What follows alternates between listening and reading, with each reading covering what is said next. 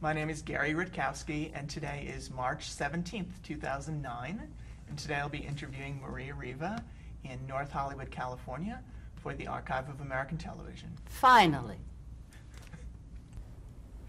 Do you want me to focus to his eyes? Yeah, you look at his me. Forehead? Look, yeah, eyes is good. Okay. You can see him. Okay, we're ready to begin, and I'm going to ask you some background questions, and then we'll get into the live television. First, what was your full name at birth?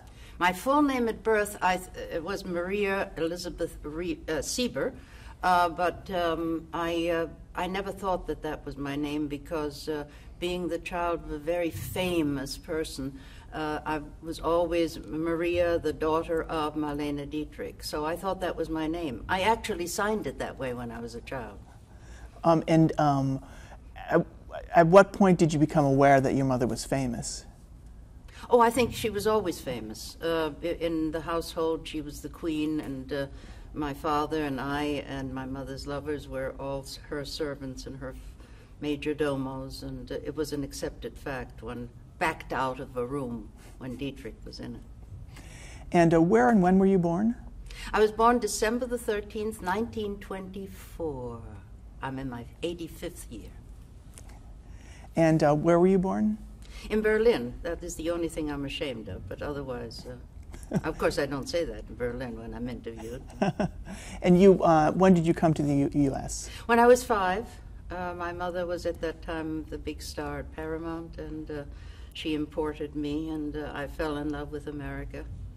And what was your father's name? What did he do for a living? Rudolph Sieber. He was a wonderful editor, and also he was in charge of some very interesting work at Paramount in Paris. What do you mean by that? What was he doing? He was assistant director, and then he took over the translations of films later on in the 30s. Oh, that's interesting. And this name, H-E-I-D-E-D-E, Heidi?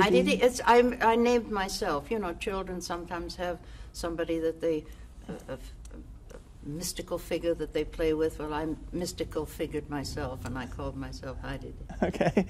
And I know at Paramount you actually appeared in a couple of movies.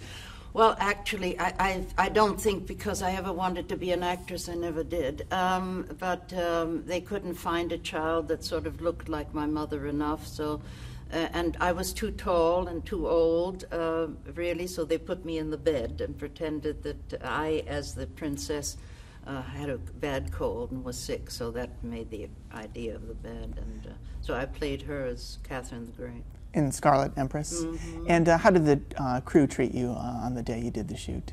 Oh, in those days, you know, we're talking now about the Depression. In those days, there was no joviality on the set like it is nowadays. There were no tables with food, and there were no joking, and people, everything was very, very strict. People were so frightened of losing their job, their income, that the stars were really, again, the word royalty.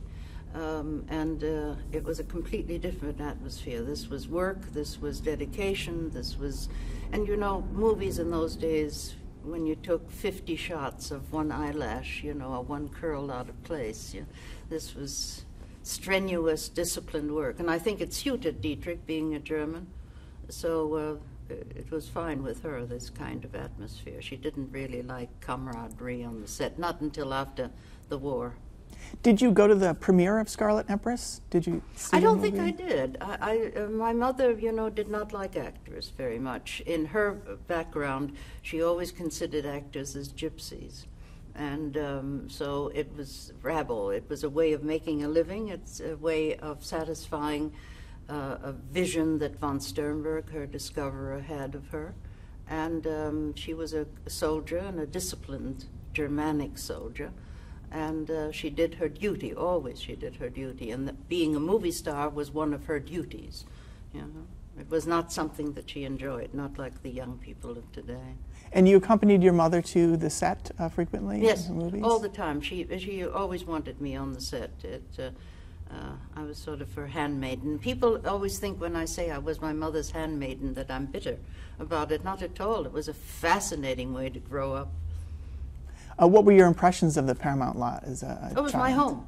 I still, if I go to Paramount today and I walk down the streets there, I feel I'm at home. I grew up in a motion picture studio. And I grew up also with a respect for the magnificent skill of this profession. Motion pictures is a fabulous, fabulous profession. And the people that are so skilled, and I don't mean just the actors, I mean everything. The lighting men, down to the last grip.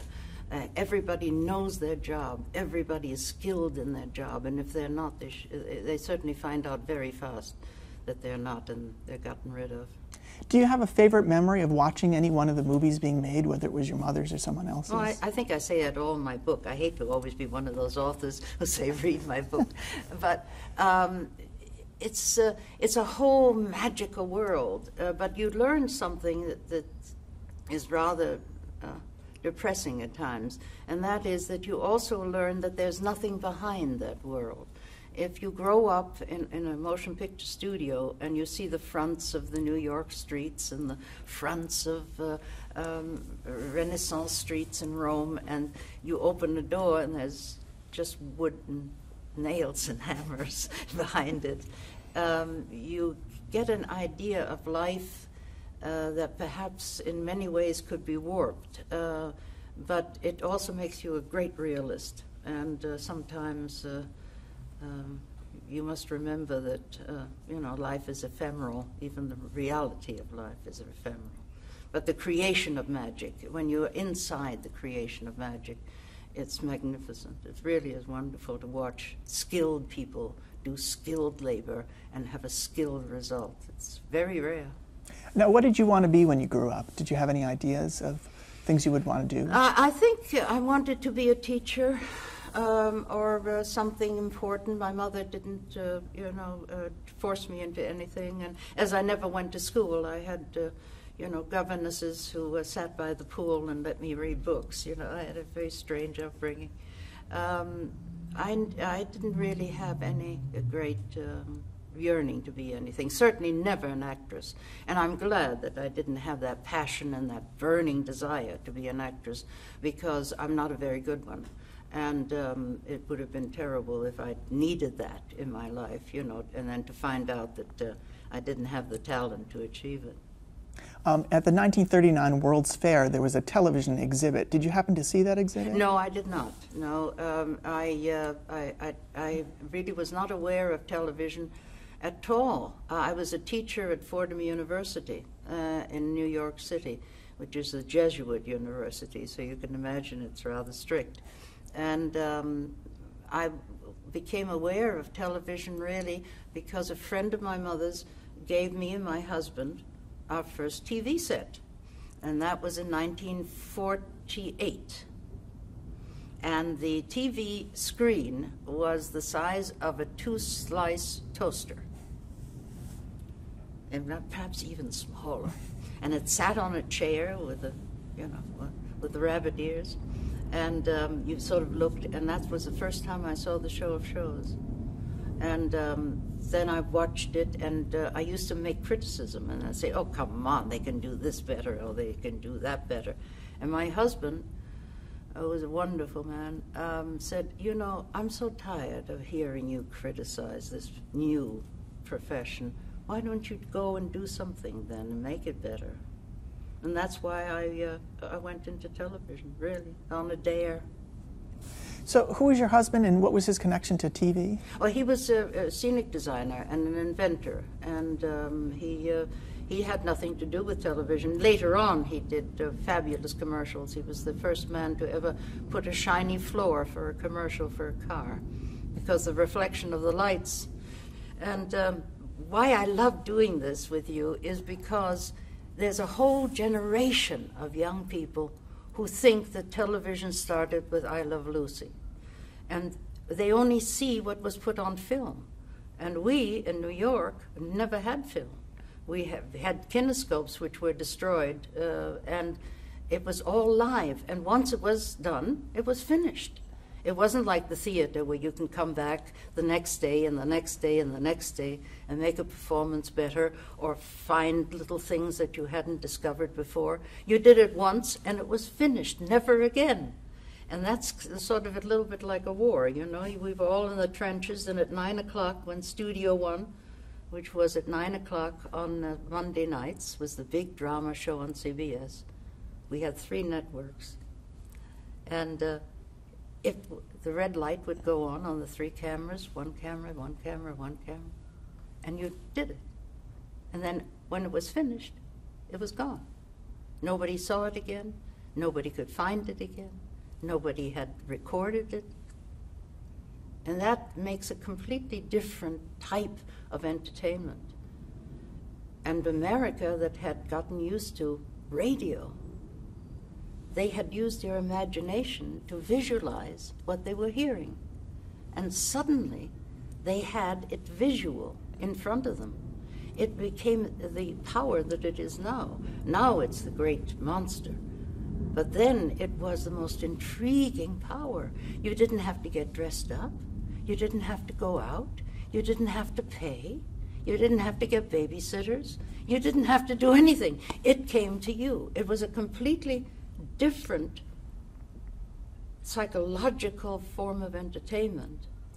And it still is. You mentioned that it was sort of like a war, and in fact, a lot of the people who worked on the crews and things served during World War II. Do you think that's why maybe they were up to the challenge of doing no, these productions? I think really it was a madness, and we all knew it was a madness, and we all we joined the madness, and we really couldn't explain it to you. I, being a teacher and being a historian, perhaps I verbalize it a bit better. But while we were doing it, when you do a fast change, don't forget, in the theater you have acts. In television you have commercials. Well, if you have live commercials, the cameras scoot around to the refrigerator, and there's Betty Furness, the wonderful woman with Westinghouse, right? Studio One was sponsored by Westinghouse. So she started to open up the door of the, while I am stripping my clothes. Right there, you didn't have a dressing room, you didn't run there, you had no time. It was a 1 minute, 1.5 to 2 minute commercial. You do a complete change. That means hair sometimes, because I was always being asked to, it was the time of the Iron Curtain, and so there were a lot of scripts about people, you know, immigrants escaping from Russia, escaping from behind the Iron Curtain, coming to America. So you started the first part of the script with, you know, hair sort of a la Russian with the babushka and the this and the that. And then the second act, when the refrigerator was finished being sold, there you were dressed in a completely different thing with the hair done differently. And there were no makeup people and hair people and people to help you. This was all done, this was amateursville to the point of no return. Now, did they do makeup, though, at the beginning of the show you had done? Well, sometimes we did, but most of the time we did our own. And let me go back, because this is important. Nobody wanted to do television. It was known that in 1940, my first TV show was in 1951, and I only remember it because my second son was 1 year old when I left to do the rehearsal. In 1951, if you saw anyone on television that was famous in motion pictures, you knew that they were, that their career was over. No one appeared on television unless they were finished and needed the money. In the theater, no one appeared on television for the same reason. It was the bastard profession. So what did the networks have to do, and what CBS tried to do, was they tried to build their own stable of actors. And I did the first TV show, and after they saw me, they got in touch with me, and they asked me to become a contract player, just like in the good old days of Paramount and MGM. And we received $250 a week. Now, it's a lot of money, $250 a week, if it's coming in steady. And for this, we were on call. I was the blonde. Mary Sinclair was the brunette. Johnny Forsythe they wanted, but I'm never sure whether he signed a contract. And then there was John Newland. So you had 2 men and 2 women. And from then on, whatever scripts came their way, we were put into it. And if they could find somebody with a name that was bigger, because our names meant nothing in those days, in 51, 52. By 53, I had established myself enough by being constantly either on Danger, Suspense, Omnibus, all the show, all live, never to be repeated, never to be seen. By that time, I was the star because they were building their own stable. It didn't work out because then the movie people saw the power of this new media, and the theater people in New York saw the power, and then they came in and took over. And then, of course, television moved from New York to California, which it had to. Now, in terms of publicity, how did CBS try to build you up as a star for television? They didn't really. They waited for the letters to come in from the viewers. There was a saying, you played to Mrs. Glutz in the Bronx. That sounds, rather, insulting to say it, but that's how they thought of it. People who knew nothing about acting, who knew nothing about the profession, so-called, who would now get it for free and have it in their home, and they should be glad whatever they got. So you played to a very low standard, which was fine because, as I told you, I had no talent. So it was fine. I had a certain kind of personality, and they gleaned onto that. And how did you actually get onto that very first show? Did you audition? I knew somebody at William Morris, and they got me in, and I did the first show, and the Dietrich thing, the horrible daughter of Marlene is a big deal, and so you always get your foot in the door, but then you have to keep the door open yourself. And you had acted before this. Not really. I was on Broadway. I did a play with Helwilla Bankhead, but I was more of a teacher and a director. I was than that, but I had done one Broadway show, really to no great reviews, and then I went overseas, and I was over there for 2 years with the USL. So. And what was your approach to acting, or when you were teaching it? What principles were you teaching? I'm a very good teacher. I love it. That's the only thing I miss now that I've become a writer. But it's the simplicity of it, and I think television is very important in that respect, and that it demands simplicity. I want to tell you a wonderful story. I was walking down the street with my mother, and a woman comes up to my mother and practically falls on her knees and looks up at my mother as though she would in a church and say, "Oh, Miss Dietrich, you're wonderful. I've loved you in your films in Morocco and Blue Angel." And she goes on with this kind of genuflexing, kissing my mother's feet practically in the middle of Times Square, I think it was. And then she turned, got up, and looked at me and said, "Oh, Maria, I saw you last night. It was terrific. I loved it. You were right there, and I was there with my husband and my kids. And when are you going to do your next Suspense?" And that's the great difference and the power of television. The motion picture star is far away. That's why it's known as a star. You go and get dressed, you go to them. You sit in their darkness, and you look up at that big screen. And you pay homage. Television comes to you. You are their guest. You are received. And before the remote, you stayed because they didn't want to get up from their chair and switch it. Now with the remote, if you stay, you're really accepted into their life. That is the power of this media. Tremendous power if it's used for good, tremendous power if it's used for evil. It is the most dangerous thing we have besides the computer. I wanted to ask you about your contract. was it a long term? Did you have to sign a certain number of years? Or? I think I had it for 3 years because they didn't quite know what they were doing either. You know what this thing would do, and so I never did any NBC shows. And Dumont, of course, nobody was on Dumont, it's such an, you know, I have grandchildren who look at me and say, "You're in a history book, Grandma," and it's inconceivable to them that I did something like, I think, 300-400 shows, and then none exist except the Milton Berle show, which was taped. And where was CBS on the sort of the echelon? I know it was. Oh, they were the most powerful, respected one. NBC was the most powerful network for entertainment, and CBS with Edward R. Murrow and the great news. It was the most respected, I think.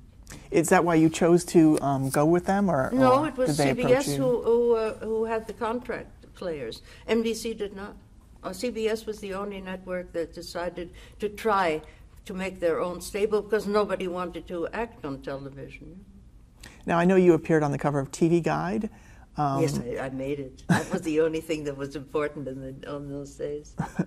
How did that come about? Or I think Johnny Forsythe and I, we were rated, or we were voted as the most, most successful or most promising actor and actress of television, and so they put me on cover, and I think they put him. And then we did Ed Sullivan, and we did a vignette from a Noel Coward play. We did Cavalcade together on Ed Sullivan, because that was, we got plaques from TV Guide. TV Guide was the one that did this promotion. And you were chose us above anybody else. You were nominated a couple of times for our Emmy Award. Yeah, but we didn't know what Emmys were. We really didn't. I mean, there was no red carpet, there was no show, there was no big to-do. And when I heard that I was up for 2 Emmys just recently, I think it was a few months ago, I was shocked. I thought, really? My son has one on his piano, but no. One of the shows that you appeared on was Studio One. What was the reputation of Studio One among the live I think anthologies? Studio One at one time was rated the most important dramatic show. It was drama all the way. There was no comedies. It was drama, and the most important shows were done there. And then Danger with Sidney Lumet. Sidney Lumet directed his television actors as though they were going to open on Broadway. And it was really exciting and wonderful because he is that type of a director. And Patty Chayefsky wrote for him. And so it was more of a theatrical production, Danger, than Studio One. But Studio One was a 3-act drama. Can you elaborate a little bit on what you just said about Sidney Lumet, making it more like an opening? You mean the excitement about it? Sidney is so in love with his work and has such passion for what he's doing that it translates into everything he does. He's such a gifted man, but he has this love for what he's doing. And whenever you have a director that is madly in love with what he's doing, even if the material may be mediocre, just doing it is passionate for him. Actors respond to it. It becomes, it's very much like the rehearsals at MASH, I would have thought, because you find that in MASH a great deal. You have a sense of vitality, you have a sense of the enjoyment of doing it, not just by rote, not just because of the paycheck, but because you want to do it. You can feel it. When you see good TV, you can feel it. Associated with Studio One is Worthington Minor, Tony Minor. Yes. What were your impressions of him and working with him? He was a very good producer. He was able to ruffle, smooth ruffled feathers. He was able to keep the admin out of changing dialogue when they wanted to. There was wonderful one it was a Philco, I think, that I was doing with Rod Sterling. And they had called me in, and I was a fast study. If you're a fast study and you can change a costume in 2.5 seconds, you can work on television, in live television. And I came in, and there was a Madison Avenue gentleman there, and there was a line that had the word lucky in the line. And he said to me, "Oh no, you have to take out the word lucky, because Chesterfield is sponsoring this show." You Does it suggest Lucky Strike? This is live television, early live television, where the ads were extremely important because they paid for all that, you know. Did you ever have to do anything in terms of the sponsors, like for Westinghouse? Did they require you to No, I did promote for Saffron them? Coffee, and I was the Alcoa girl, where I had to wrap turkeys in aluminum foil. And if you think that's easy. And Pittsburgh would send down people from Pittsburgh, from the Alcoa factory, and teach me how to fold because aluminum foil was very new at that time. Alcoa was just coming out. Reynolds was the only other sponsor, and they weren't sponsoring at that time. And so I was the Alcoa woman for a while, and then that contract fizzled out, you know. So how did that come about? Did they just approach you to be the they just approached me. spokesperson? If you become important enough that people will turn on a TV show just to see you, not to see the show, then you become valuable as a salesperson. So you would actually demonstrate these things? Yes. Was it on live TV? Yes, live. live. Wrap a turkey in aluminum foil on live television. But that was part of the madness. I mean, and running cuts. They don't do that anymore. None of these young actors that you see on all these television shows. I'm sure they get running cuts sometimes when they are filming, but on a live show, in Studio One, for instance, you have a run-through, and then at 9 o'clock you go on live, and you have a run-through, let's say, at 7. That means that for the women, the hair, by now, the heat of the lamps was such that the makeup would start to start to come apart. And hair, and any woman's hair was lit as though you stood underneath a shower. So they had the dress rehearsal at 4. Now an hour's dress rehearsal brought you to 5. Then you had notes at 5. Everybody would congregate, and the honcho would come out of his glass booth and sit down and tell you what you did wrong, and where the camera angle was going to be different, and so forth and so on. And you make that note in your head because you have no time to write these things down. What were the While your hair is dripping and your makeup is dripping. You know? What were the kind of notes that would be typical that you would get on a live show? Well, that's too loud. Turn to your left instead to your right. The camera it didn't focus, and that line reading was too slow, faster. You're on the time schedule. One of the reasons that live television actors many of them were in radio. I used to do radio with Orson Welles and Mercury Theatre, and you get an inside timing that you get if you're a radio actor, and that's inside timing that sort of stays with you. From that moment on, you'll always have a soft-boiled egg without having to worry whether it's soft-boiled or not. It's something that happens to radio actors from the old days. But when you get into television, you have to finish at a certain time because the commercial is the most important. Live television, the commercial is the most important. So you must finish, and you must finish on that particular moment so that they can shoot the camera over to the commercial stand, which was all on one level, you know. Did you ever have a situation where a show ran short and you had to film? Sometimes then they go to black and they get hysterical in the glass booth.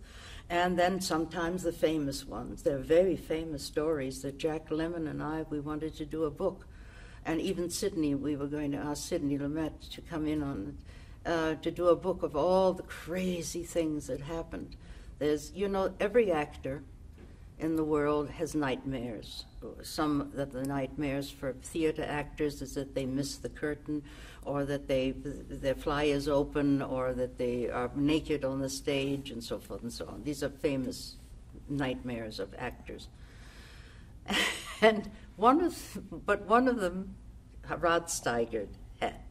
He had to shoot me in a show that we were doing. I think it was of Kraft or something. And he takes the gun and he points it at me, and it clicks, and nothing happens. And I see his eyes glaze over. Camera's running. Live television. You can't go, you can't nut, you can't edit anything. And I'm looking at him and I'm thinking to myself, all right. And in that moment, Rod goes, bang, says the word. And they go to black. And he has never gotten over it. And every time he saw me, for all the years we knew each other, every time he saw me, he would turn away from me and walk the other way, because I would be the reminder of this terrible moment. Right? Now, how many people in the city of Manhattan saw this show or saw that moment, I don't know. But it was such a disgrace for him that a great actor like Rod Steiger would say bang, like a child of 5. How did you react? Did you? Well, I felt. I felt. I mean, I had to. I had to. I couldn't do anything else for him. Yeah. These happened all the time. There was a gentleman at NBC who was worried about Lon Chaney Jr., who was not a good actor, but he, again, had that crux to carry of being the child of a very famous man. And he was going to do a TV show. And in this TV show, he had to pick up chairs, and they were breakaway chairs. You know, the chair is made so that when you hit somebody gently over the head, it disintegrates, right? And as it's live, you have to do all these things. You can't have a machine, a computer, do this animation for you. So he was very nervous, Lon Chaney Jr. And some gentleman who has never been found at NBC apparently told Lon Chaney Jr. that the actual show was only the dress rehearsal. So when the camera went on, Lon Chaney Jr. did not see the red light go on, thinking that it was a dress rehearsal. So he goes and picks up the scenes are going. He picks up the chair, and he says, and puts it down, says, I'll use it in the show. Right? And he opens the door, and he says, oh, I'll do that in the show. And they were so stunned in the control room, because they're on the air. And they were so stunned in the control room that they let this go for a good 10 minutes. And everywhere this poor actor, this poor man went, he did the same thing. He took the table that was supposed to break apart, and the sugar, you know that glass is always made of, in those days was made of sugar, so that when it broke, it splintered, right? And then you'd have the man, like the radio days, make the noise of the glass breaking, right? But the sugar was disintegrating, right? Well, he would put his fist onto the sugar and say, well, I'll break that in the show. Now, do you think nobody ever found this poor man from NBC? They would have killed him. Do you think that's why people? A part of the reason why people were watching, they were, you know, kind of hoping. No, they didn't know. It wasn't a Judy Garland syndrome, what we call Judy Garland syndrome. All the people that came to the palace just to see if she would collapse. No. Nowadays, if you do a live TV show, that's what they watch for, because they are sophisticated. Your audiences have grown up with this media, and they know what is good and bad. It's not as easy to fool them anymore. Sometimes they are fooled. And how much rehearsal time did you generally have on a show? Well, that's one of the reasons why it was so wonderful for me with 2 children, you know, under the age of 2 at home, because we rehearsed in the daytime, not at 8 in the morning or 6 in the morning like you have to do in motion pictures or television now because of the film. You went there at 10 o'clock, you rehearsed until 5, and you got home, you were home with the kids, you know. And then the day of the shoot, and then you had to be there early at 8. And for women, it was much harder because we had the hair and the makeup problems, you know, and we had the fast changes. which for a man, a man can change a tie and can change a coat, you know. If we did costume shows, I did the Swan, which Grace Kelly later did in the film. Those are more difficult because you have, but you know, it's you get, if you're very fast. I underdressed. I was trained, and I got a lot of jobs because I was able to do fast changes. You became known for that? In other words, Yes. people knew that? And what were the clothes were made to tear open? No. Don't forget, we are in New York City. We're not in a motion picture city.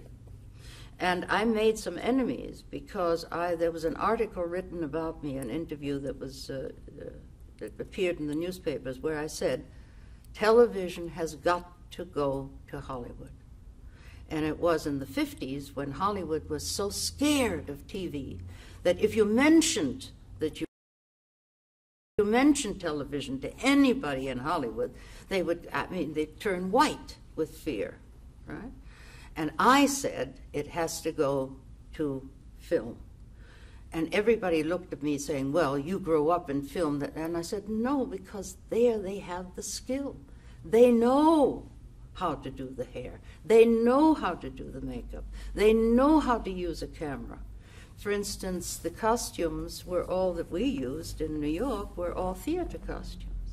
Well, theater costumes, unless there is a breakaway scene, which is very rare in theater, you know, you always have changes when you have a 5-minute, 10-minute intermission. And that's easy to change clothes in 10 minutes, you know, with wigs. Don't forget, in the theater you can wear wigs.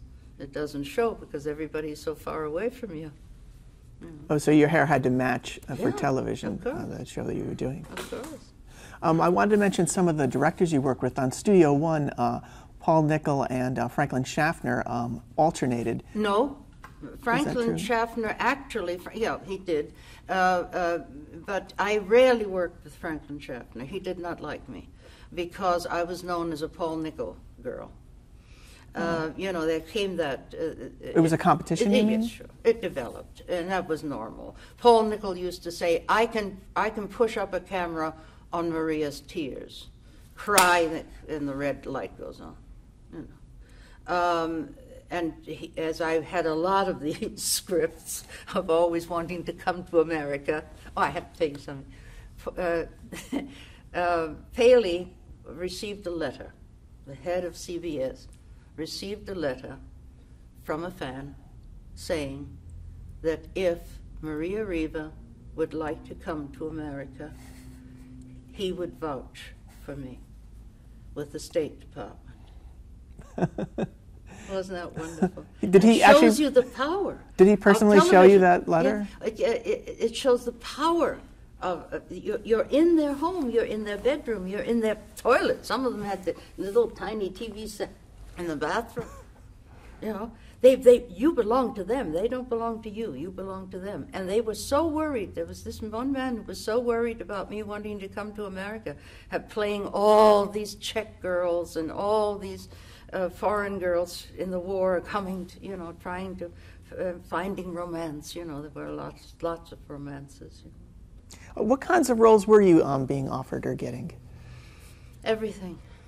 I played everything. I played some that I thought I should never play. I mean, that were absolutely ridiculous. I did a television show called The Life of Jaime Kaplan, a wonderful, wonderful script. It should have been a wonderful actress that knows how to do a Yiddish accent, and I'm terrible on accents. And but they cast me in it, so I worked hard and tried to do it.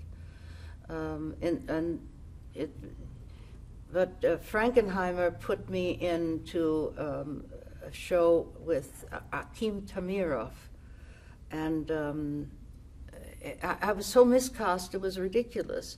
But I think he wanted to do it really as a joke for me, because I used to know John Frankenheimer when he was pulling the cables on the cameras, you know, when he was nobody. And he didn't really... You know, when you get to be my age, you get to that point where some people don't want to be reminded of what you know. And you know, live TV had a lot of writers that became well-known later, and they were doing a lot of great work. Did you have any interaction with the writers, or were you mostly with the director? You know, we did. There was. We never saw it like the actual media. It was over with when it was over. And then you saw them again when you did another script of theirs. And they would say, "Hi, Maria," and you'd say, "Hi, Arthur," you know. I did want to ask you a little bit more about Paul Nickel and what it was like working with him. I know you did a number of shows with him. He was a wonderful director. He was a kind man, very nice man. Very nice man. Very skilled, very sensitive man. He knew the limitations of what we were after. He knew that you could only play two colors. Television has a tendency, because of its very juxtaposition in society, it has a tendency where if you play too many colors of a character, you can get confusing. It makes people nervous. There are certain actors now that are quite well known who do that, and they drive me crazy, because they're trying to act. And like in motion pictures, where Spencer Tracy said, "Don't act, just react." It's the same in television. There comes, except in comedy. Comedy is something entirely different in television. But drama in television can get very claustrophobic because you are so close to your audience. Your audience is really never any further than I am from your camera at the moment, right? Unless they have those giant screens. And most of your fans and most of the real people in real life don't have these gigantic screens. They can't afford them. So they're closer to you, and you have to be very careful that you don't become too intricate, too much embroidery. I think that's why some of the shows are such a great success, like The Sopranos, because most of their embroidery is in small spurts. It isn't constant. You have one color that they play, and then their shadings of that color come in and embellish it, but it isn't that constant redoing of trivia. And how did you become aware of this when you, I mean, did you know it going in? Well, I was a teacher before I went into it, you know, and I'm fascinated by audiences and why they become an audience, and what makes an audience, and what makes a loyal audience. It's an interesting phenomenon. And you said that you had a television as early as 1948, so you were watching. It was, my first son was born 48, so we were in that cold water flat when we had the very first TV. That was, 48. So as a viewer, what did you think of television? Did you notice that its progression? I thought it was at that time, I thought it was very amateurish, very one-sided, very one-dimensional. But with all things that are new, that are exciting, that are, magical, they are very one-dimensional. I think it has to be in order for you to understand it in the first place.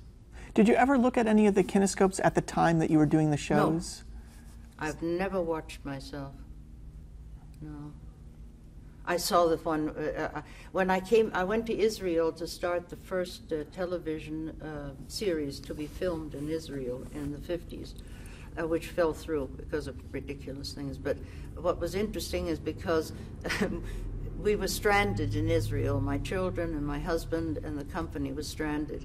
And I had to bail everybody out. And in order to bail them out, I had to fly back to America to appear on television and get the money to bail everybody out.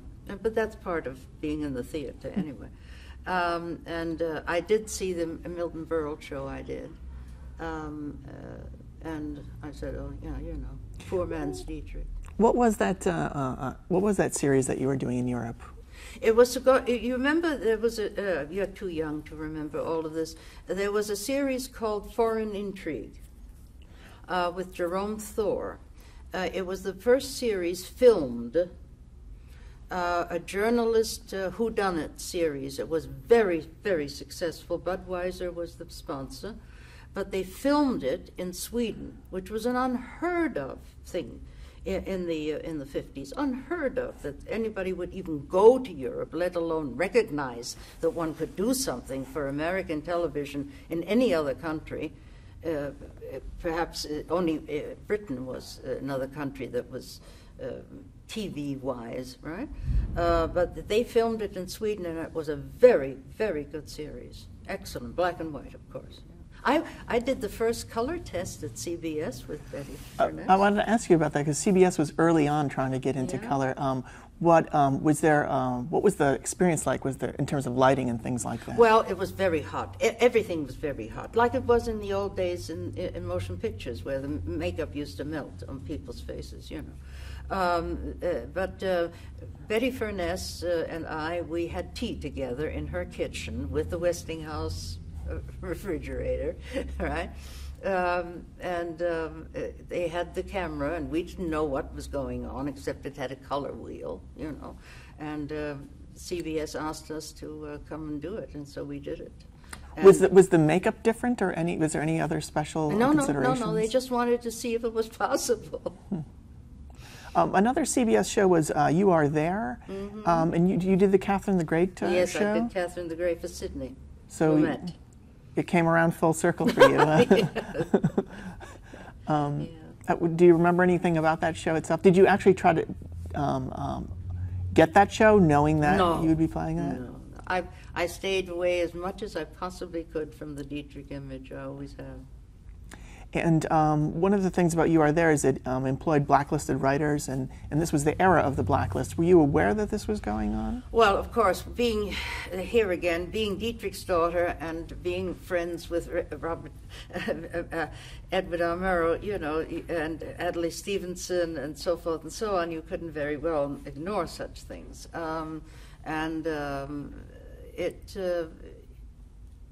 It was you never brought politics into your work if you could help it. I had learned that in Hollywood. It was you could once you had done your job and you got paid for it, then you could do anything you wanted and scream and yell at them, which we all did. But it must not interfere with the work. That was the discipline, anyway, that I was brought up by. Was it well known, though, that this was going on? Oh, and yes, you just, of course. Did it ever affect you in any way, or did you? Well, it always affects you. Injustice always affects you, and it should. And you should do as much about it as you possibly can, in any way you can. So during your entire career, did you ever feel that it was waning in any way, or was it? I really didn't have, I don't think of it as a career, really. The thing was that, as I said before, I said, see, if you do a drama about a woman who is striving for something and then she's beaten by the Russians and then she makes her way to America, if you do that at 9 o'clock, between 9 and 10 on the East Coast, it is not a subject that's going to sell Westinghouse refrigerators 3 hours earlier on the West Coast. Right? So it had to go to film. And in the late 50s, I was beginning to commute between New York, where my home was, my husband was, my family was, to Hollywood. And I did Cicero with Ricardo Montalban. And I did some things at four-star theaters, which was sort of like the Desilu studio with Howard Duff, and David Niven had his money in it. And I would come back to my home in New York and unpack, and the phone would ring. And they'd say, they need you for something and something. I did Hallmark, the big Easter show. I played Ruth for the big Easter show in Hallmark. That was all done in California. And there came that moment when I knew that if I was going to keep this up, I was still a big star, so-called, I would have to move my family, as I had said, it would have to go to film. And that would mean moving my husband. And I had grown up in a world where everybody was beautiful, Everybody was rich. Everybody had everything that everybody else in the world wants. And nobody was really happy. And I'd learned a very, very valuable lesson, that it's not what it looks on the surface. And a swimming pool, and a house in Bel Air, and mink coats and stuff, and an unhappy husband was not for me. And so I did what was not to be heard of. I retired.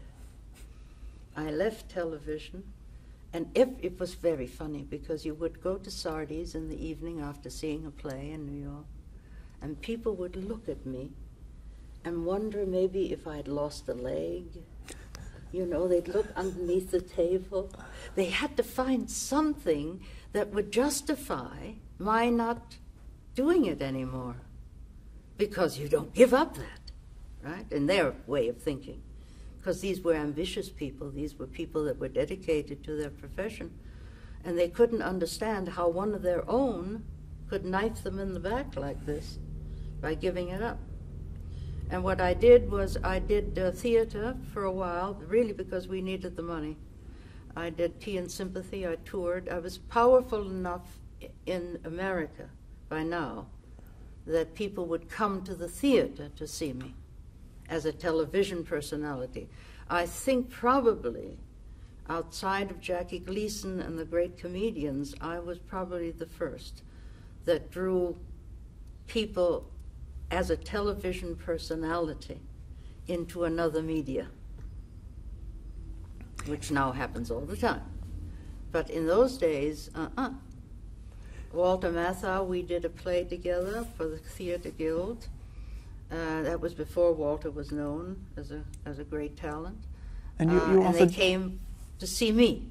And Walter always kidded me about it later on when he became famous, you know. And then I toured Tea and Sympathy, and then I did a very wonderful production of Country Girl with Sean Penn's father, Leo Penn, who was a brilliant actor. And I hope his son knows it. It was a beautiful actor. You had that contract with CBS, but you did eventually start doing things. Yes, I finally said to CBS, look, NBC wants me. There are all these shows. Now that I am so-called a star, I can't do them because I'm under contract to CBS. And really what catapulted that was because Yul Brynner did the very first cerebral palsy telethon that was ever done. In those days, we didn't have what Jerry now has with all these, being able to have an entire, you had to do your telethon in the city where you wanted the money. And then you went to another city and did another telethon to get their money, and that's how you did it. And Yul did the very first telethon on was it NBC or no, he did it on ABC. Leonard Goldenson, who owned ABC, had a child with cerebral palsy and gave the free time. And in those days, we did it for 21 hours. Wow. And Yul was on the phones and getting the talent and getting the wonderful people. Maury Amsterdam and Jenny Hungman, all the great comedians would appear. And you always knew who you adored were the ones who said, I'll come at 3 a.m. in the morning and do my bit. You know, it was a wonderful time. Everybody worked and nobody slept and everybody worked hard. And it was just that particular one. And Yul called me. And he knew that I had worked with cerebral palsy children, and he said, "Why don't you come down to the studio?" And I was pregnant, I think, with my third child, and I thought it would be a good visual thing for people to see a pregnant woman talk about infirm and crippled children, and not be superstitious about it, because in those days, still cerebral palsy, there were the idea that it was a birth defect and not a birth injury.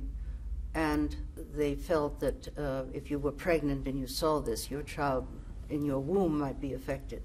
And Yul was a very intelligent man.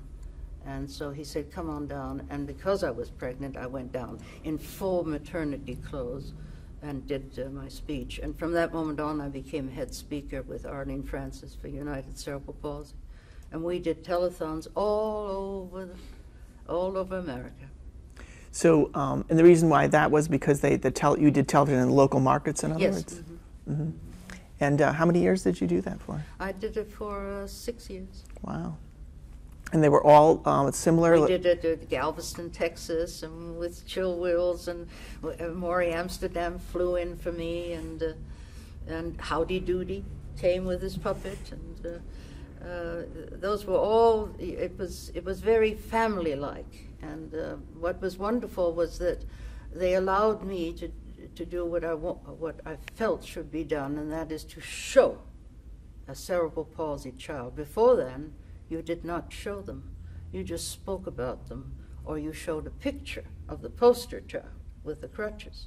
But you did not show an actual child walking with that tremendous effort and the looks that they have, which makes people think that they are mentally retarded, which they are not.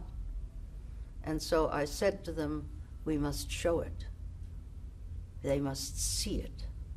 And they said, no, we can't do that. It's too shocking. It's not television can't infringe on things like that. It's too delicate a problem. And Yule allowed me to do it. And the moment that child walked into my arms across the stage, those phones lit up. And from that moment on, it was an accepted thing to be able to do it. And what was wonderful is that we were able then, on the next year, to show that same child walking better or walking quicker that had been collected. This is vitally important to show people that give their last dollar. You know, we're not asking for these enormous millions in those days, you know. We were just begging. So you were seeing early on, that you were mentioning the power of television, how things were Yes. changing, what television could do, Oh, sure. besides just entertainment. I wish it would do more of in teaching than it does, but it'll get there.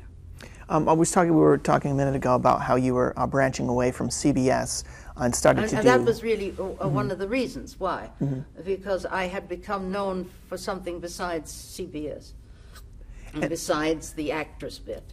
And so NBC and ABC asked, for me to appear in this or to appear in that.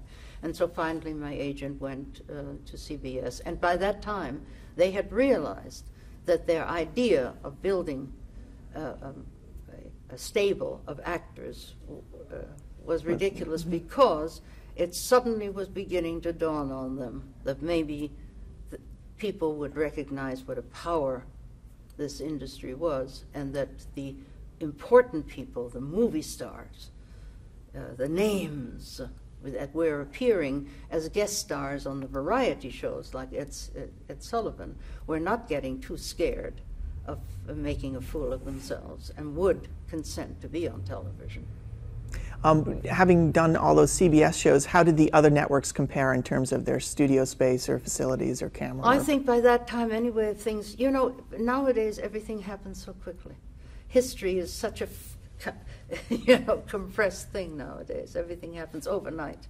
And by that time, television was already getting very sophisticated, much more so. And so the studios were bigger, the floors were shinier, the cameras were smoother. The boys that were pushing the cameras before these were automatic cameras knew their business.